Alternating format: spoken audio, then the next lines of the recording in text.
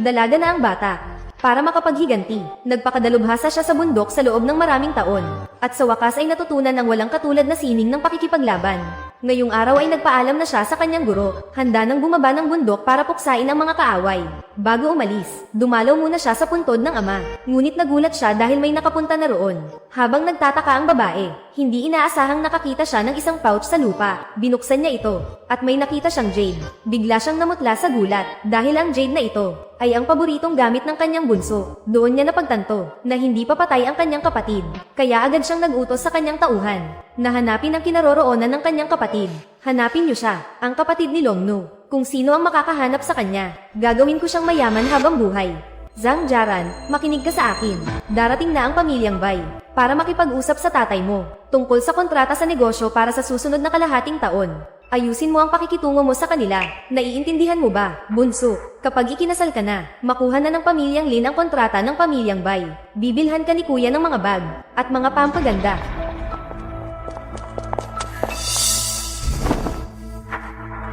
Pinuno ng pamilyang Bai Ming. Narito na pala kayo, ang aming bunso. Kanina pa kayo binabanggit.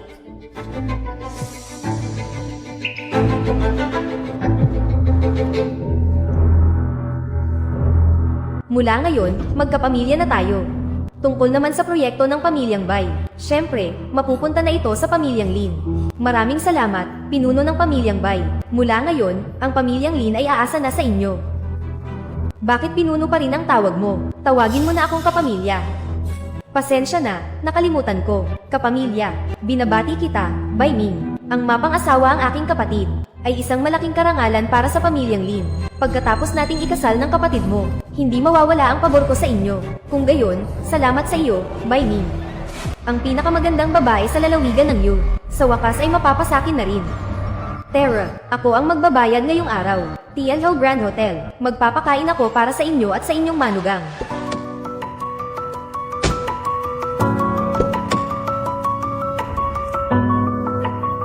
Longnu, ito ang lalawigan ng Yu. Ang pinakamagandang hotel dito. Ang lahat ng pagkain at tuluyan ay sagot ko sa lalawigan ng Yu. Ang pinakamataas na pamantayan. Pagkatapos kumain, naghanda na ako ng matutuluyan ninyo. Salamat sa pag-iisip sa amin. Longnu, tuloy po kayo.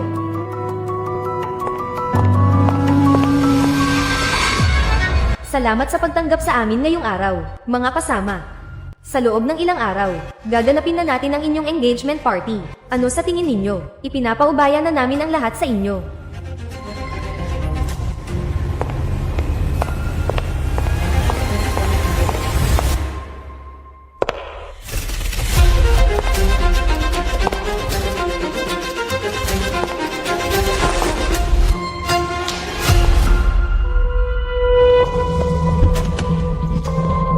Mga kasama, huwag na kayong maghatid. Umuwi na kayo ng maaga.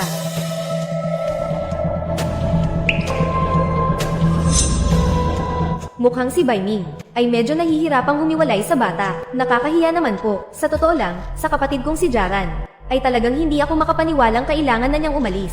Dahil ganoon din lang. Tutal ang bata naman, ay ikakasal din naman sa pamilyang Bai. Bakit hindi na lang natin hayaan si Jiaran ngayong araw, na sumama na sa inyo pa uwi sa pamilyang Bai? Sa tingin ko ay ayos lang iyon. Sa ganitong paraan, ang kapatid ko ay mas maagang makakapag-adjust sa piling ni Bai Ming. Hindi ba, Bai Ming? Tama, tito, tita. Kung hindi ninyo mamasamain, hayaan ninyong manatili si Jiaran sa bahay namin ngayong gabi para masanay na siya sa kapaligiran doon. Sisiguraduhin ko pong aalagaan ko ng mabuti si Jiaran. Kawawang bata, mabababoy na naman siya ni Bai Ming. Oo nga, nabalitaan ko noong nakaraang taon na may mga babaeng hindi nakaligtas sa kanya. Ginawa niyang parang hindi na tao. Halos mawala na sa sarili. Ang ganda pa naman ng batang ito. Tiyak na magdurusi siya. Mga kasama, kung hindi ninyo mamasamain, sa tingin ko ay magandang mungkahi iyan. Walang problema. Ang makapunta ng maaga ang anak ko sa pamilyang Bai ay isang malaking biyaya para sa kanya. Jiaran, bakit hindi ka pa sumama kay Bai Ming at sumakay na sa sasakyan? Ano pang tinatayo-tayo mo riyan? Sumama ka na kay Bai Ming at sumakay na sa sasakyan. Nahihiya pa ang batang ito. Ayos lang yan. Sumama ka na. Ako ang nanay mo. Ginagawa ko ito para sa ikabubuti mo. Hindi kita ipapahamak. Ayoko. Nagmamakaawa ako sa inyo.